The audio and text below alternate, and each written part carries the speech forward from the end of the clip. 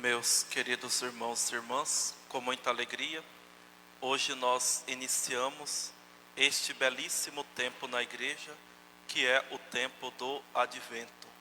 Não só iniciamos esse novo tempo, como nós iniciamos também um novo ano litúrgico. O ano litúrgico passado nós encerramos no domingo, na festa de Cristo Rei, e com toda essa semana que passou. E agora nós iniciamos o ano que nós chamamos na liturgia de ano C, que será regido pelo Evangelho de São Lucas.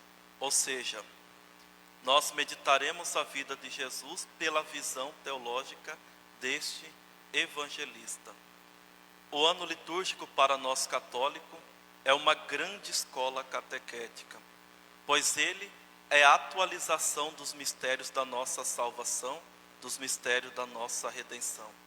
Então, tudo aquilo que aconteceu na vida de Cristo, nós meditamos, mais do que isso, nós vivemos no decorrer do ano litúrgico. Por isso que a missa ela não é um teatro, a missa não é um show, mas a missa é a atualização, ou melhor, a presentificação do sacrifício de Jesus no alto da cruz. Ou seja, a missa que nós estamos celebrando é o mesmo sacrifício de Jesus que aconteceu lá no alto da cruz. Esses dias nós padres estávamos reunidos, estudando juntos, né? E um autor que estávamos utilizando, ele dizia o seguinte, algo assim muito profundo teologicamente falando, que no momento que Jesus estava morrendo na cruz, naquele momento, ele viu todas as missas sendo celebradas até o fim dos tempos. O padre até pode distrair, até pode perder a fé, até pode não crer mais naquilo que ele está fazendo no momento, tomai todos e comer, mas Jesus, ele não se distrai. Ou seja, no momento que eu estou consagrando, Jesus está olhando para mim. Por isso que nós temos esse costume de colocarmos uma cruz em cima do altar. Então aquela fica voltada para o povo, e essa do altar fica voltada para o sacerdote, para que no momento da consagração, o sacerdote se recorde que Jesus está olhando para ele.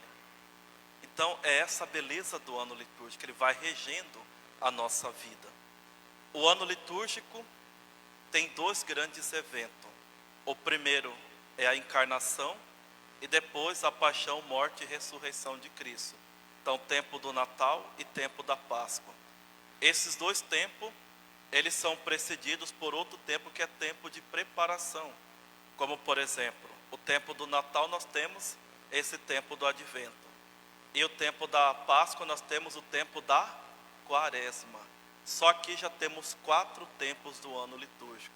E depois, aquele tempo comum que é o tempo da cor verde, o tempo que nós estávamos, que nós meditamos o dia a dia, né, a vida pública de nosso Senhor Jesus Cristo. Mas voltemos para o nosso tempo. O que significa a palavra advento?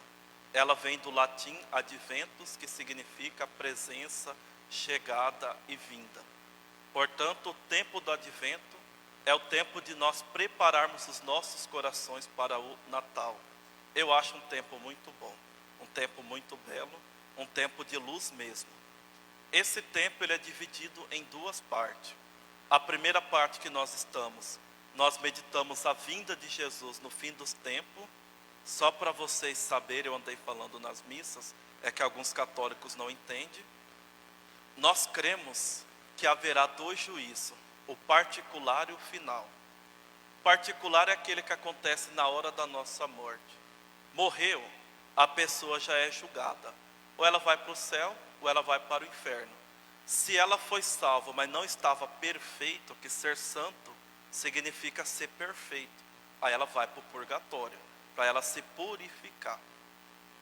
No final dos tempos, quando Jesus voltar, ele vai vir, haverá um outro julgamento, que é o julgamento final, onde todo mundo verá o julgamento de todo mundo. Então existem essas 2 diferenças, o juízo particular e o juízo final. Então, nesse primeiro tempo, a liturgia se volta muito para a segunda vinda de Jesus, para o juízo final.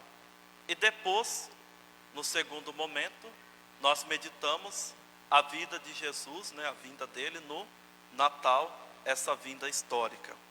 São Bernardo de Claraval, ele diz algo muito interessante.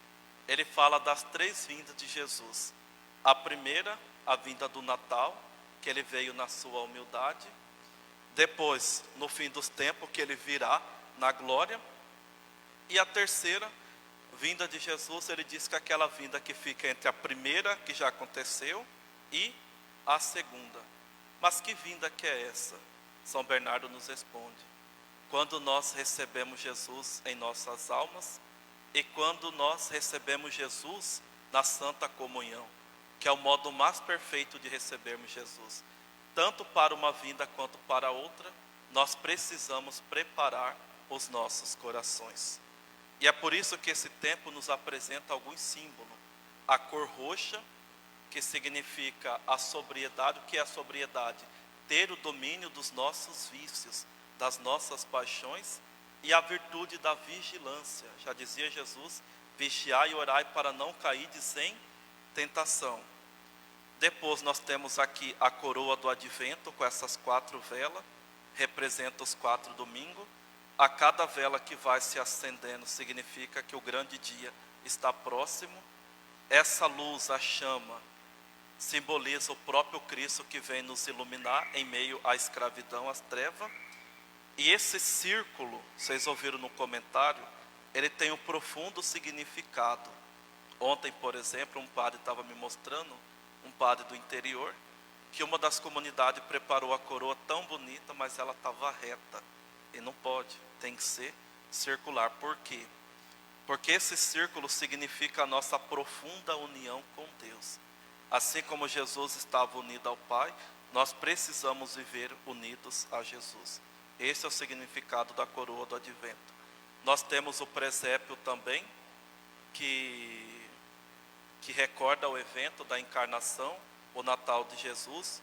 O menino Jesus ainda não está, só vai ser colocado na noite do dia 24. Temos a árvore de Natal, temos as luzes, enfim.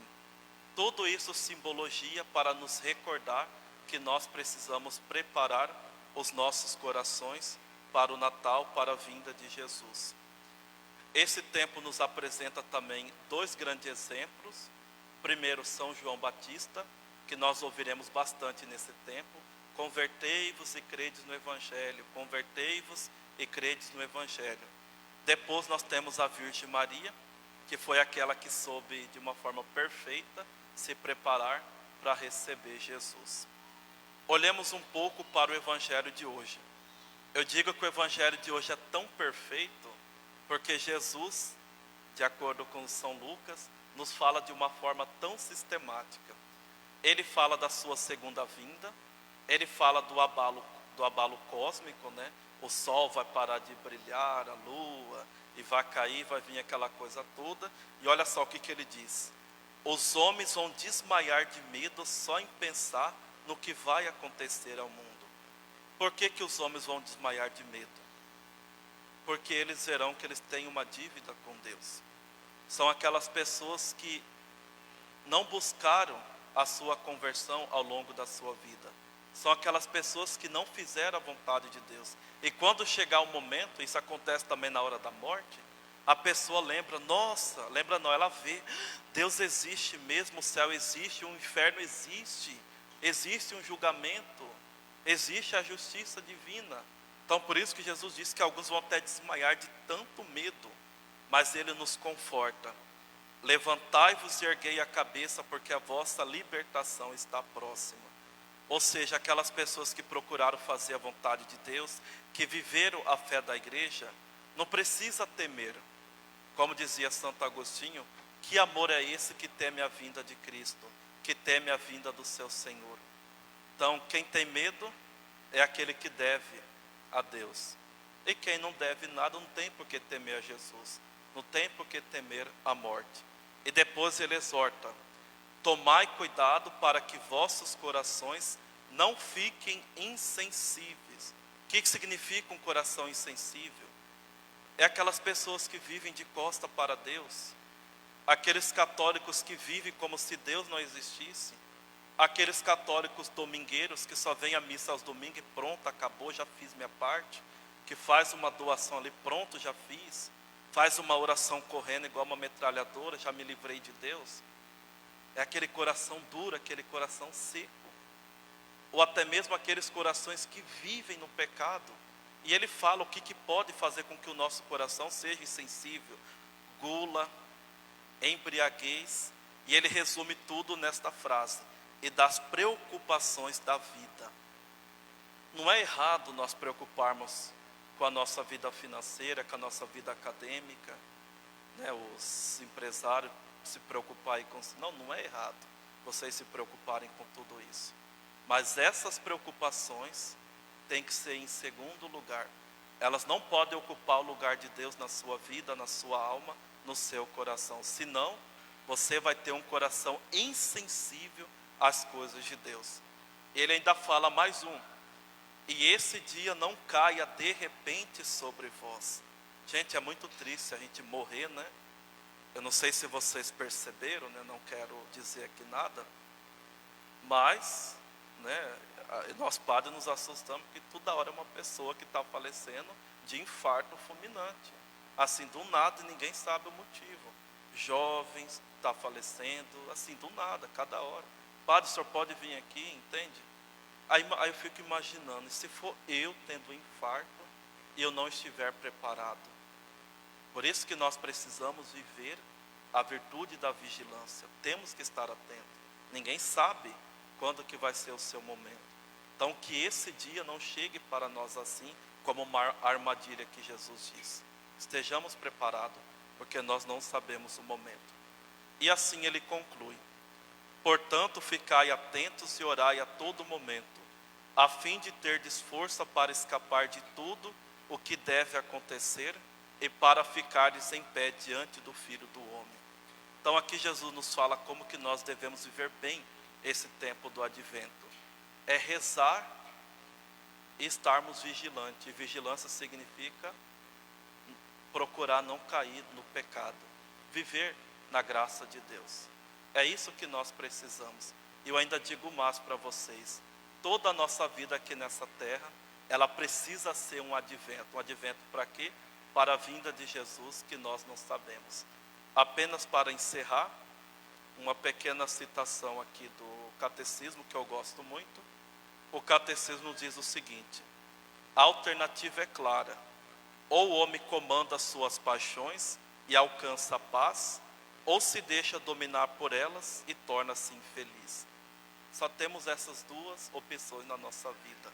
Ou nós dominamos as nossas paixões e os nossos vícios e somos felizes e santos, ou nós permitimos que os nossos vícios dominem a nós e viveremos infelizes eternamente lá no fogo do inferno. Não quero assustar vocês, mas é a nossa fé.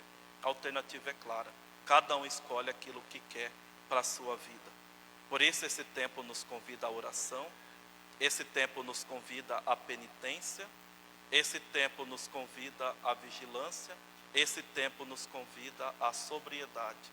E é um tempo também que nós devemos viver bem próximos de Nossa Senhora, porque como eu disse para vocês, ninguém melhor do que ela soube preparar o seu coração, a sua alma, para acolher o menino Jesus. Que Nossa Senhora nos ajude. Louvado seja nosso Senhor Jesus Cristo.